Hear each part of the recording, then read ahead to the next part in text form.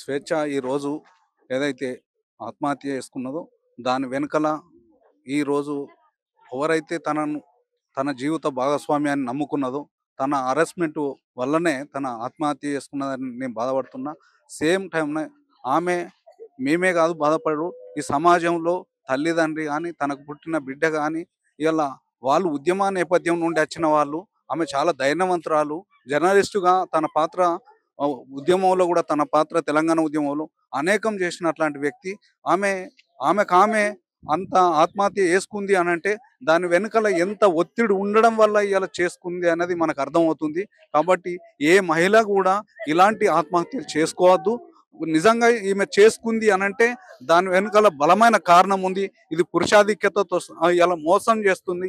ఆడవాళ్ళని ఒక వస్తువుగా చూస్తున్న అట్లాంటి పరిస్థితి. వాళ్ళకు మాటలలో నిజంగా స్వేచ్ఛ, సమానత్వం, సౌభ్రతత్వం అంటారు కానీ ఆచరణలోకి వచ్చే వరకల్లా సమానత్వంలో లేదు, సౌభ్రతత్వం లేదు.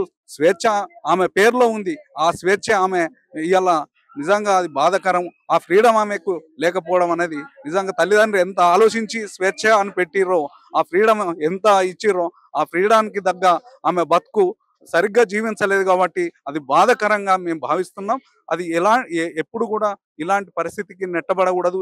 అది చేయొద్దు అని అంటే పురుషులు కూడా తనను తల్లి పాత్రగా, ఒక చెల్లి పాత్రగా, ఒక మంచి ఫ్రెండ్ పాత్రగా తనను చూసినప్పుడే ఆ స్త్రీకి భద్రత ఉంటుందని చెప్పి నేను భావిస్తున్నా. కాబట్టి ప్రతి ఒక్కరు కూడా స్వేచ్ఛ త్యాగం ఇవాళ ఏదైతే జరిగిందో ఆత్మహత్య, దాన్ని వెనుకలో ఉన్నట్లాంటి ఆ శక్తులు, దుష్టశక్తి అని ఏదైతే తన జీవిత భాగస్వామ్యం అనుకుంటున్నామో తనను ఖచ్చితంగా దొరకబట్టి కఠినంగా చట్ట ప్రకారం వాళ్ళని శిక్షించాల్సిన అవసరం కూడా గవర్నమెంట్ పైన ఉందని చెప్పి ఈ సందర్భంగా మేము వేడుకుంటున్నాం. మీకు ఎప్పటి నుంచి పరిచయం సార్ స్వేచ్ఛ గారు? లాస్ట్ టైం ఎప్పుడు?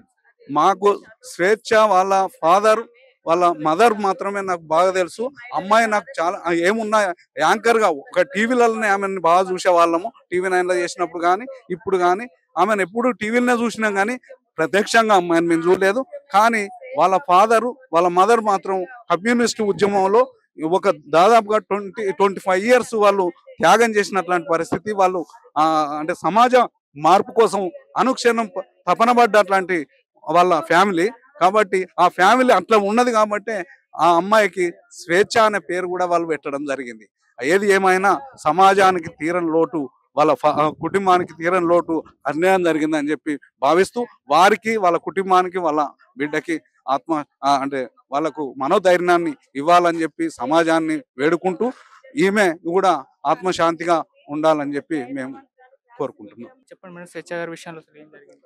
స్వేచ్ఛ అనే బిడ్డ చాలా ఆడపిల్ల కాదు, ఆడపులిలాగా ప్రజలకు ఎన్నో అనుభవాలతోని తీర్చిదిద్ది వాళ్ళ అమ్మ నాన్నలు ప్రజాసేవల్లో అంకితం చేసిన ఆ బిడ్డ ఈరోజు చనిపోయిందంటే మెయిన్ కారణం పూర్ణచందర్. వాడు ఏడున్నా తీసుకొచ్చి పొక్కలు వేసి వానికి ఉరి శిక్ష పడేదాకా మేము వదిలేది లేదు. ఎందుకంటే ఇప్పుడు బాధలో ఉన్నారు, వాళ్ళ పాప కూడా మాట్లాడే పరిస్థితి లేదు. శంకరన్న, శ్రీదేవక్క కూడా నిత్యం ప్రజల కోసం వాళ్ళు ప్రశ్నించే గొంతు. అందులో మేము కూడా వాళ్ళ వెనుకలో అడుగులో అడుగేసి గత 15 ఏళ్ల నుండి వాళ్ళ కుటుంబంతో మాకు చాలా దగ్గర సంబంధము. ఎందుకంటే ఆ బిడ్డ అలాంటి చేసుకునేది కాదు, కావాలని వాడు చేసి వాడు చెడు దూరి ఆలోచనతోనే ఉండే నా విధవ వాడు. కాబట్టి వాడు అమ్మాయిని ఏదో చేసి ఉంటాడు. అందుకనే మేము ఏమంటున్నామంటే దొరికేదాకా ఊరుకునేది లేదు. దానికోసం ఇది అయిన తర్వాత పెద్ద ఎత్తున దాన్ని వాడు ఏడ ఉన్నా మేము రోడ్లు ఎక్కి ఇవన్నీ అన్ని పిఎస్లలో కంప్లైంట్ ఇచ్చేదాకా వదిలేదు లేదు. మీకు ఎప్పటి నుంచి పరిచయం? మీరు లాస్ట్ టైం ఎప్పుడు? మేము గత 15 ఏళ్ళ నుండి తెలుసు. లాస్ట్ టైం ఒక 3 నెలలు అవుతుంది ఆ పాపతోని కలిసి మాట్లాడినాము. అక్క, మనం ఆడవాళ్ళము అన్నిట్లో ముందు ఉండాలి, ధైర్యంగా ఉండాలి. ఇంకా ముందున మన ఇప్పుడు సమాజాన్ని ఇంకా కానరాని అభయాలు ఎంతో మంది ఉన్నారు, వాళ్ళ కోసం మనం ఇంకా పెద్ద ఎత్తున చేయాలని ఆ బిడ్డ ఎప్పుడో మాట్లాడేది. అలాంటి ధైర్యం గల శక్తి ఒక ఆడపులి అనే అమ్మాయి ఇవాళ చనిపోయిందంటే ఎవరైనా తెలంగాణ కాదు, ఆంధ్ర తెలంగాణ జీర్ణించుకున్న పరిస్థితిలో లేదు. ఆ కుటుంబానికి ఏకైక పాప, ఒకటే కూతురు. ఆ కూతుర్ని ఏంది కొంతమంది అయ్యో ఒక పిల్ల కదా మేము పెంచుకుంటామని ఇంట్లో కూర్చొని పెట్టుకోలేదు. సమాజం కోసము వాళ్ళు ఆ ఆనుమత్యాన్ని ఇచ్చినందుకు వాడు కావాలని దుర్మార్గుడు ఆ అమ్మాయిని ట్రాప్ లో వేసి వాడే చంపి ఉంటాడని మాకు అనుమానం.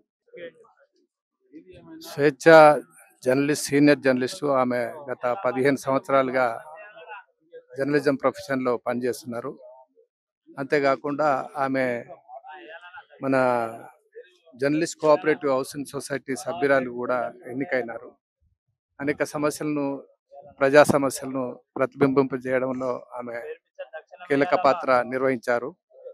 అటువంటి ధైర్య సాహసాలు కలిగిన వ్యక్తి ఆత్మహత్య చేసుకుందంటే కొంత అనుమానాస్పదమైనటువంటి వాతావరణం కనిపిస్తుంది. దీని మీద విచారణ జరగాల్సినటువంటి అవసరం ఉంది. రెండవది, ఈ మధ్య కాలంలో జర్నలిస్టులకు జీతభత్యాలు సరిగ్గా లేక ఆత్మహత్యలు చేసుకున్నటువంటి ఘటనలు చాలా జరుగుతున్నాయి. అందువల్ల ప్రభుత్వం కూడా జర్నలిస్టులను ఆదుకోవడానికి రైతులను ఏ విధంగానైతే బీమా కల్పించి 5 లక్షల రూపాయలు ఎక్స్‌గ్రేషియా ఇస్తున్నారో అదే పద్ధతిలో జర్నలిస్టులను ఆదుకోవడానికి జర్నలిస్ట్ కుటుంబాలకు కూడా ఒక 10 లక్షల రూపాయలు వాళ్ళ కుటుంబాలను ఆదుకోవడానికి ఇచ్చేందుకు చర్యలు తీసుకోవాల్సినటువంటి అవసరం ఉంది. ఆ వైపు ప్రభుత్వం చర్యలు తీసుకోవాలని కూడా ఈ సందర్భంగా విజ్ఞప్తి చేస్తా ఉన్నాం. సార్ ఎప్పటి నుంచి మీకు స్వేచ్ఛ గారు పరిచయం? అంతకుముందు లాస్ట్ టైం ఎప్పుడు? చాలా సందర్భాల్లో ఆమె ఫీల్డ్లో కనిపించేవారు. ఈ మధ్య కాలంలో మొన్న జర్నలిస్ట్ కోఆపరేటివ్ హౌసింగ్ సొసైటీ మీటింగ్లో కూడా ఆమె పాల్గొన్నది. ఆ మీటింగ్లో కూడా